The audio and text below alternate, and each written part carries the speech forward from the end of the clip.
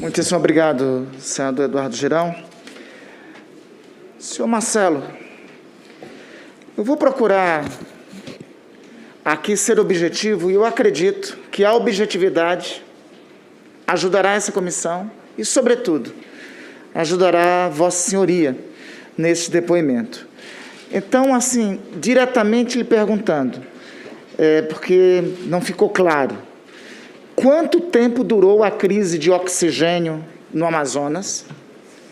Qual foi a data que foi percebida o início? Qual a providência que foi tomada junto ao Ministério da Saúde para a comunicação? E quanto tempo, até quando durou esta crise?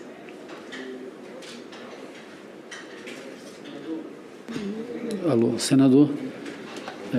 Como eu falei, nós temos que diferenciar duas coisas. Uma é a crise nas unidades de saúde, por falta de oxigênio ou intermitência no fornecimento, e no mercado local. O nosso contrato com a White Martins é para fornecer na rede estadual, né? Então, era esse monitoramento. Mas, de fato, o oxigênio no mercado teve foi até o final do mês de janeiro. E depois ele começou... De que data até que data? Ele começou da data quando as unidades não tinham mais, no dia 14, que foi a data crítica de fornecimento para as unidades, e se estendeu até o final, pelo menos 20 dias. 20 dias. A primeira data é qual? 14. 14? De falta de oxigênio, sim. Agora, de procura da população por oxigênio, é anterior, no início do mês de janeiro. Vamos a algumas imagens aí, senhor presidente, com vossa permissão e com a sua permissão também, senhor Marcelo. Vamos à primeira imagem aí, as primeiras imagens.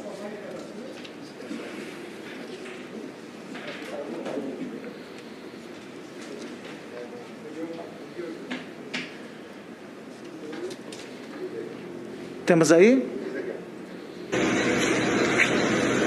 Isso aí é dia 13 de janeiro. Procura de oxigênio em uma das fábricas de oxigênio lá do Amazonas. Essa imagem aí é do dia 13.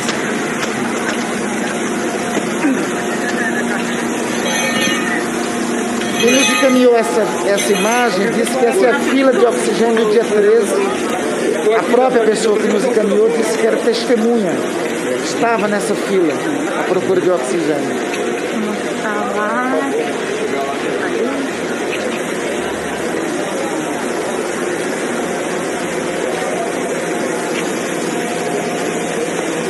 Referindo a outra que é a...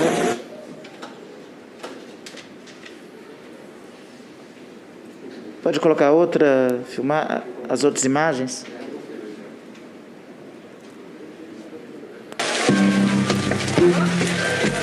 Isso é dia 14 de janeiro.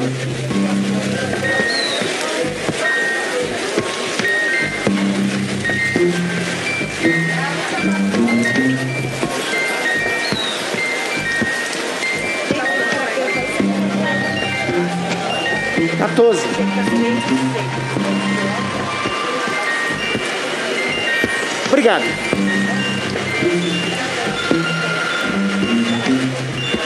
Então, deixa eu lhe reiterar. Obrigado. Deixa eu lhe reiterar a pergunta. Essas imagens são dias 13 e 14. Isso aqui era o ápice da crise.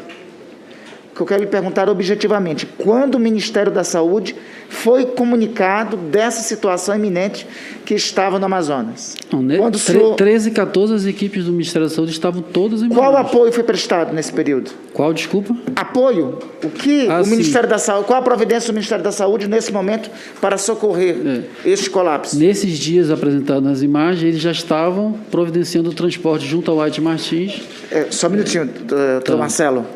Vamos lá para eu lhe ajudar. Tá. Para lhe ajudar. O senhor disse que nesses dias estavam providenciando. Sim, porque na primeira reunião com o ministro foi no dia 11. Mas, doutor Marcelo, me permita. O senhor acabou de ver as imagens. Sim. Como é que o verbo a se pronunciar estavam providenciando, as pessoas estavam morrendo por falta de oxigênio. É porque a operação... Marcelo, você falou que a era White contínua. Martins deixaria oxigênio na sexta-feira e depois passou para ser no sábado. Era no O sábado é anterior a esse dia 13, dia 14. A comunicação da White Martins é do dia 7 ao senhor. Sim. O senhor comunicou ao ministro da Saúde. Pelo que foi informado aqui, chegaram no dia 8 150 cilindros de oxigênio.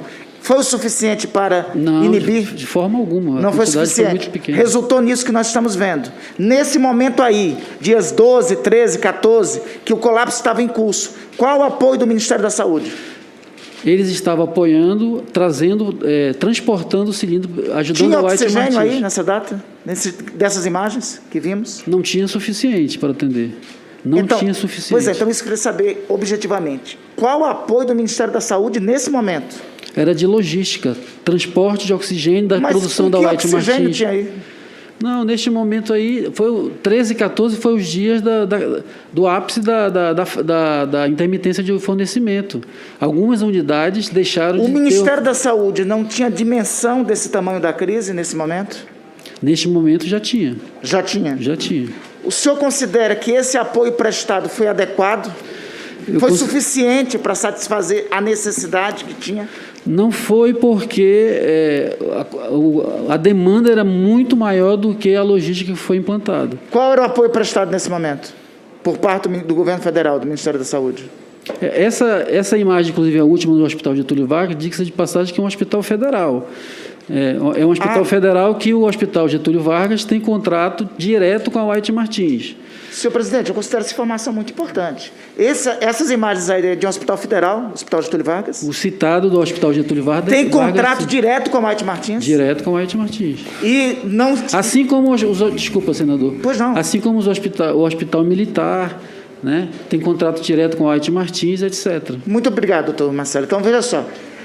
Os hospitais federais não estavam tendo provimento de oxigênio adequado também? Só tem um hospital, que é o Hospital Getúlio Vargas. Pois bem, ele não estava tendo provimento. Essas Ele imagens também do hospital sofreu com o problema de intermitência no fornecimento. Muito obrigado, doutor Marcelo. Eu acho que essa informação é muito importante, presidente Omar, e eu acho que tem que constar o relator também tem que constar. O Getúlio Vargas é um hospital universitário, que é gerenciado pela Ministério da Educação.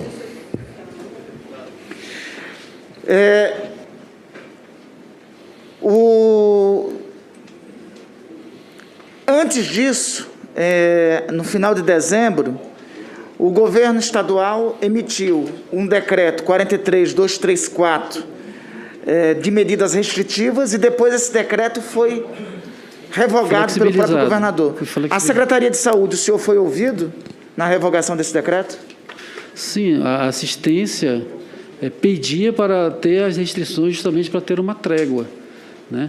A decisão Mas a posição da Secretaria de Saúde foi pela revogação do decreto das medidas restritivas? Não, foi pela manutenção. Pela manutenção. A despeito disso, o senhor governador revogou o decreto? O decreto é do governador, ele revogou e... Perfeito.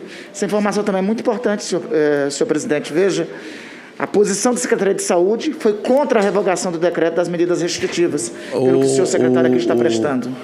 Se Vossa Excelência talvez não se lembre, porque não é do nosso Estado, no dia 26 de dezembro, quando o governador decretou lockdown, houve uma movimentação nacionalmente. É nisso que eu quero chegar. Inclusive, há pouco, parece que o senador Humberto Costa até citou. Né? Exatamente. E as pessoas, naquele momento, não, já passou a pandemia, não por que isso? Exatamente. Veja, nesse mesmo momento, quando o governador revoga o decreto, que Vossa Senhoria diz aqui que a opinião da Secretaria de Saúde foi contrária à revogação do decreto, vários membros do gabinete paralelo, primeiro o senhor Osmar Terra, faz manifestações no Twitter, inclusive que foi declinadas aqui pelo senador Humberto, dizendo que, embora noticiário alarmista, Manaus tem queda importante de óbitos desde julho.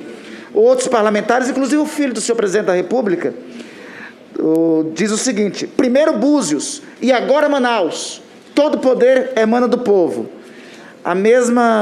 Outros parlamentares da base de apoio do presidente Jair Bolsonaro também celebram isso. O senhor tem conhecimento se isso influenciou ou pressionou o senhor governador na revogação do decreto?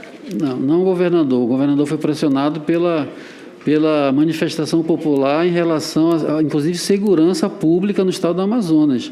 Houve uma revolta generalizada, que, inclusive, com ateamento de fogo, as equipes de segurança tiveram que enfrentar os manifestantes, etc.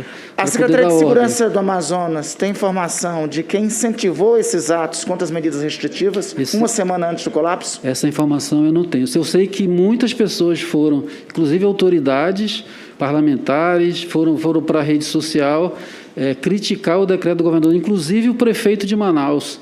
À época, foi para as redes sociais criticar o decreto do governador. Também tem então, só para ficar claro, doutor Marcelo, várias autoridades federais, inclusive, isso, de alguma forma, incentivaram as manifestações que lá ocorreram, que resultaram na revogação do decreto. Quando uma pessoa pública que tem uma liderança faz uma manifestação e pode influenciar a ação de outras pessoas. Perfeito, doutor Marcelo. É importante, senhores senadores, senhor presidente, destacar que o próprio presidente da República, naquele momento, celebrou a revogação do decreto lá. E, repito, as manifestações aqui que descrevi nas redes sociais é do senhor Eduardo Bolsonaro, filho do presidente da República, e de vários parlamentares vinculados à base de apoio do governador contra as medidas restritivas que resultaram, uma semana depois, a suspensão no colapso de oxigênio em Manaus. O senhor já... Bom, então o senhor já, inclusive, destacou aqui que, em algo que me parece foi um claro erro do governo ter revogado o decreto dia 23 de dezembro.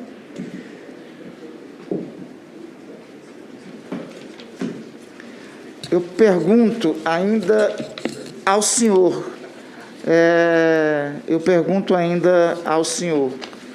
o vice-governador do Amazonas, doutor Carlos Almeida Filho, em entrevista à coluna Painel do jornal Folha de São Paulo, afirmou que o Estado adotou a estratégia de imunidade de rebanho, acreditando que a contaminação generalizada da população faria com que todos adquirissem anticorpos. O senhor Carlos Filho diz que a estratégia foi mostrar alinhamento com o governo do presidente Jair Bolsonaro. Qual a sua posição em relação a essa declaração do vice-governador do Amazonas? Eu não acredito nessa tese da imunidade de rebanho. Eu não participei de nenhuma reunião que abordasse esse assunto dentro do governo ou mesmo com o governo federal. Em algum momento, o senhor teve contato com alguém do Ministério da Saúde que chegou a levantar essa tese? Não, nenhum momento. Ainda voltando, já concluindo, senhor presidente? Pois não. Eu recebi aqui um áudio de uma rádio que pessoas estão morrendo com falta de ar. Um amigo que trabalha lá acabou de mandar mensagem, uma amiga querendo denunciar no seu programa, as balas de oxigênio que mandaram para o hospital não foi suficiente. Isso aqui foi no Hospital Getúlio Vargas, em Manaus, e é um apelo que a pessoa está fazendo naquele momento, como eu e outras pessoas receberam muitos apelos nesse sentido. Gente, muito assustador. De uma hora para outra, os ventiladores disparando. A gente tentava aumentar a SO2 do comando, não respondia. Olhava para os amigos, o desespero, vidas indo embora. A gente se sente tão incapaz. Só Deus. Isso aqui foi no Getúlio Vargas. Perfeitamente. Foi onde começou, teve o primeiro colapso, foi no Getúlio Vargas. E é importante destacar que era um hospital federal e que não teve o atendimento por parte do governo federal, visto que necessitava lá diretamente, a instituição federal tinha um colapso de fornecimento de oxigênio. O senhor falou aqui sobre a ida da doutora Mayra no dia 4, certo?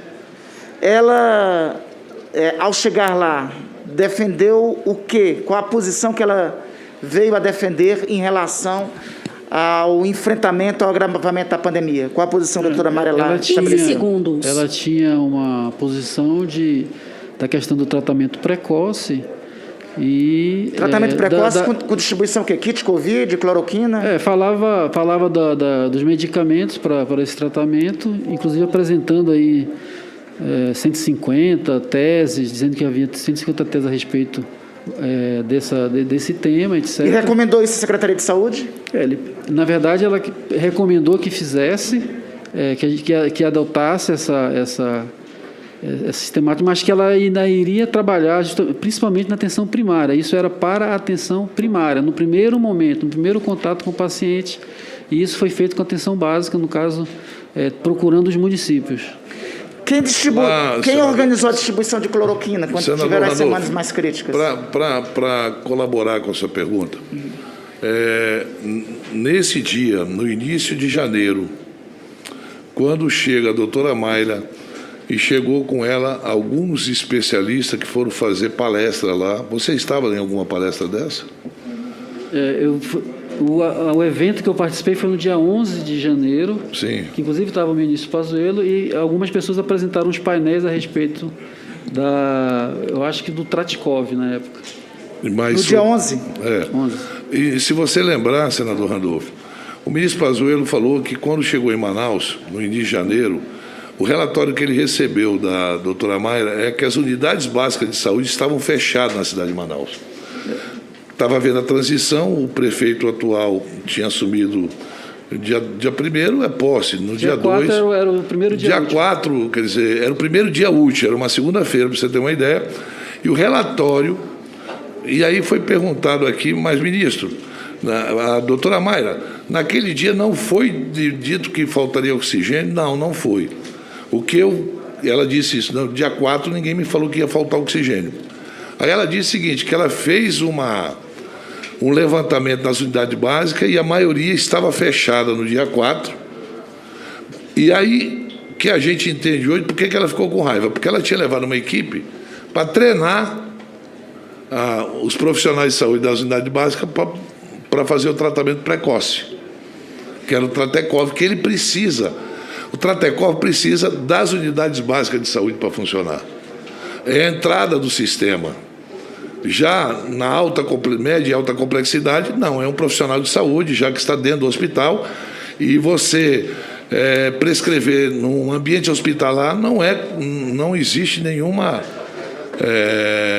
má conduta nisso. E ela ficou chateada porque, como ela queria usar Manaus e usou Manaus como cobaia, as unidades de saúde estavam fechadas e ela não teve como propagar para todas as unidades de saúde de Manaus. Foi esse o relatório que ela fez aqui. Lógico que com outras palavras, para não se comprometer, e não era mais tratamento precoce, virou tratamento inicial. Presidente, só para concluir, só 2 últimas perguntas. Sobre isso ainda, doutor Marcelo, quais informações e protocolos passados pelo Ministério da Saúde para tratamentos da Covid? E quem do Ministério orientava as equipes da Secretaria de Saúde?